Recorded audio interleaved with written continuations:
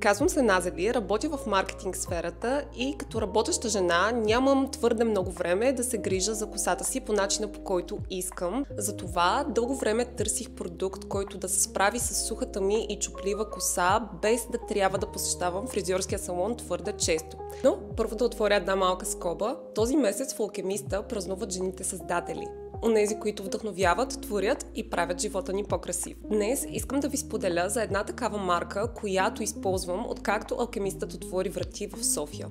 Става въпрос за Анджела Лагана. Мисията ѝ е да създаде чиста, натурална и устойчива козметика. Първият продукт е шампуанът с бабасу и моринга, който подхранва и възстановява косата в дълбочина. Аз лично го ползвам 3 пъти в седмицата. Вторият продукт – Hydra Hair маската на основата на арганово масло и алоe вера, която аз слагам непосредствено след шампуана и оставям за още по-добър резултат около 5 минути. Споделям, че в Алкемиста този месец имате 15% отстъпка на тези продукти и на други продукти от марки, създадени от жени.